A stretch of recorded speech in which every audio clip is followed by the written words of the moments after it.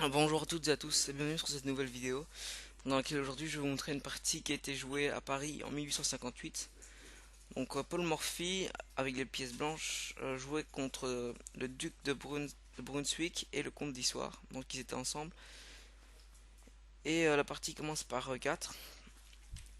Donc les noirs répondent tout simplement par 5. Donc c'est une des réponses les plus célèbres contre 4. On a aussi C5 qui rentre dans une sicilienne. E5, cavalier F3, donc attaque clairement le pion en E5. Et les noirs vont défendre en jouant D6. Donc on rentre dans une défense Philidor où cette chaîne de pions est assez forte. Et donc pour les blancs, ça va être très difficile de venir capturer le pion en E5 avec le cavalier. Donc ici, les blancs possèdent plusieurs coups. À savoir, ils peuvent jouer fou C4, cavalier C3 ou D4. Donc dans la partie, Paul Morphy opte pour jouer D4. Donc attaque très clairement le pion E5. Et les noirs vont venir jouer fou G4. Parce qu'en fait, les blancs avaient deux pièces en attaque contre une en défense. Et en jouant fou G5, les blancs n'ont plus qu'une seule pièce pour l'attaque. Puisque s'ils viennent prendre avec le cavalier, tout simplement, les noirs vont venir gagner la dame en D8.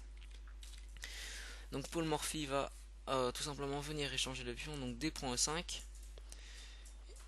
Et vous voyez que si les noirs viennent capturer avec le pion, les blancs vont juste aller sur pour dame prend D8, roi prend D8 et cavalier prend E5 avec donc en gagnant un pion en plus et un gain de temps sur le fou et une attaque très claire en F7. Donc voyant tout cela arriver, les noirs vont faire d'abord fou prend F3.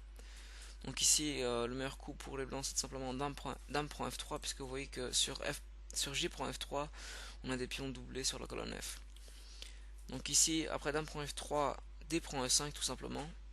Et ici les blancs vont jouer fou C4. Donc ils développent une pièce et menacent un mat donc sur F7. Si les noirs essaient un coup comme cavalier C6, un coup de développement, les blancs vont simplement venir mater avec dame prend F7. Donc comment les noirs peuvent défendre ce mat? Ils vont jouer cavalier F6, donc ça développe une pièce et ça défend le mat. Et sur la même idée donc qui est de faire une pression sur F7, les blancs vont jouer dame B3. Alors donc vous voyez que ça attaque deux fois le pion en F7 et aussi le pion en B7. Alors sur un coup comme par exemple cavalier prend E4, que se passerait-il? On aura tout simplement fou prend F7 échec. Donc par exemple roi E7 ou D7, ça revient au même. Les blancs ont dame E6 pour venir mater. Donc les noirs ne peuvent pas vraiment capturer ce pion. Et les noirs vont jouer dame E7, donc qui protège le pion en F7. Dans cette position, il faut savoir qu'il n'y a pas de coup qui puisse défendre à la fois le pion en B7 et le pion en F7. Donc il préfère défendre le pion en F7 qui paraît un peu plus important, puisque c'est un pion qui se trouve juste à côté du roi. Donc après dame E7, les blancs pourraient jouer un coup comme dame prend B7. Mais après dame prend B7, on a dame B5, B4 échec, dame prend dame, et fou prend échec, C3, fou E7. Et finalement, les noirs ne sont pas si. Enfin, si, ils ont un pion en moins dans la position, mais c'est toujours assez jouable. Donc Paul Morphy, lui, préfère tout simplement, donc après dame E7, jouer un coup de développement et va jouer cavalier C3. Quelle est l'idée ici de jouer cavalier C3? C'est tout simplement de venir jouer fou G5 suivi de cavalier D5 et de mettre une pression sur ce cavalier en F6 qui serait cloué. Donc ici, les noirs jouent le coup C6. Alors C6 est joué pour protéger le pion en B7 et aussi probablement pour dans le futur éviter des coups comme cavalier D5 qui serait très ennuyant pour les noirs. Ah oui, donc à noter, C6 prépare aussi la poussée comme le montre l'ordinateur B5 pour gagner un peu plus d'espace sur l'aile dame. Alors après C6, les noirs vont jouer fou G5, donc continuent leur idée sur en courant le cavalier en F6.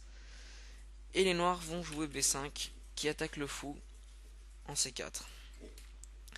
Alors je vous laisse quelques secondes pour trouver le coup que Paul Morphy va jouer. Donc vous pouvez appuyer sur le bouton pause de la vidéo si vous le souhaitez. Alors ici, ce que Paul Morphy a joué est très impressionnant. Il a joué cavalier prend b5. Donc ici les noirs sont obligés de récupérer le cavalier, sinon ce serait une pièce perdue. Donc disons que si les noirs jouent un coup comme cavalier à 6, les blancs peuvent par exemple faire grand roc,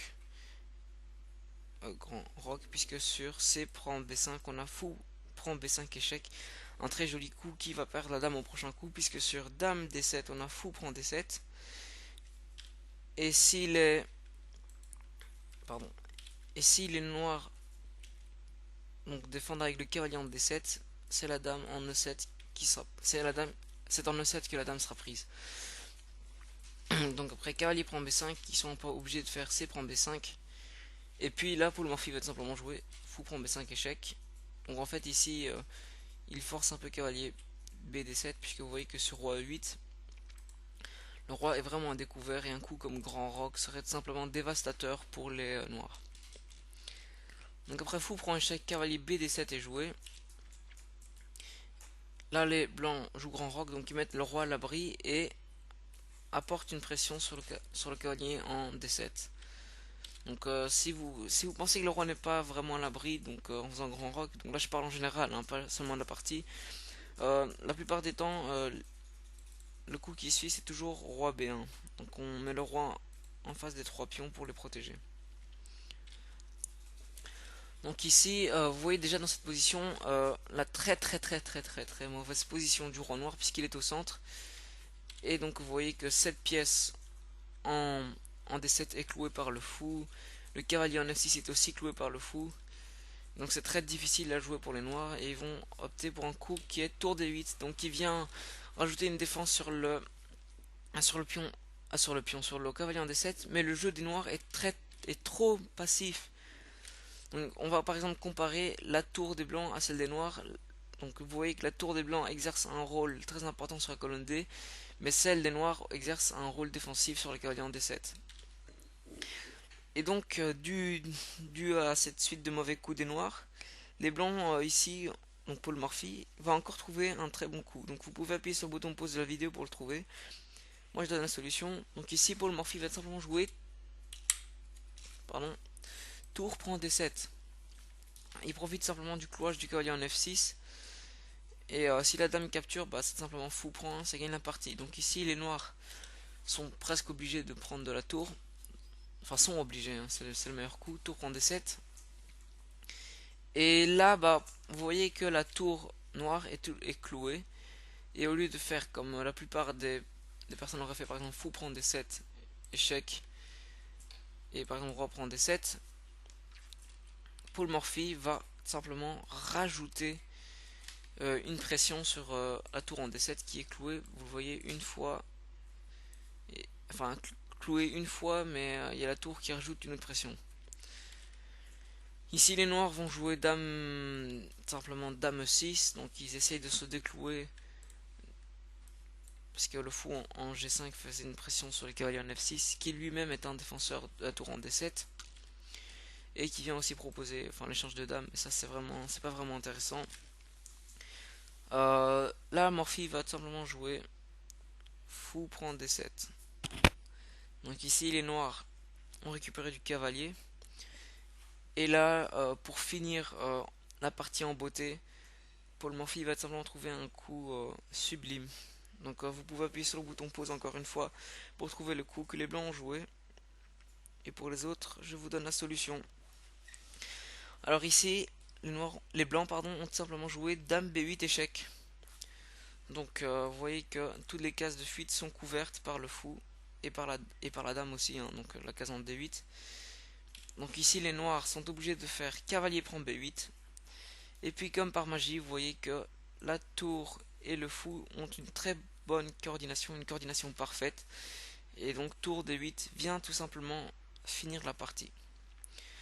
Voilà, donc c'est la fin de la partie. Dans cette partie nous avons pu voir que les blancs ont su exploiter une très mauvaise position du roi noir, un truc qui est resté au centre, qui n'a pas pris assez de mesures rapides pour pouvoir roquer éventuellement dans l'aile roi. et que les blancs ont tout simplement pu profiter, comme vous l'avez vu, pour faire un sacrifice positionnel, hein, donc un cavalier prend B5 et rajouter ensuite des pressions sur tous les défenseurs du roi. J'espère que la vidéo vous a plu et je vous dis à la prochaine pour une nouvelle vidéo.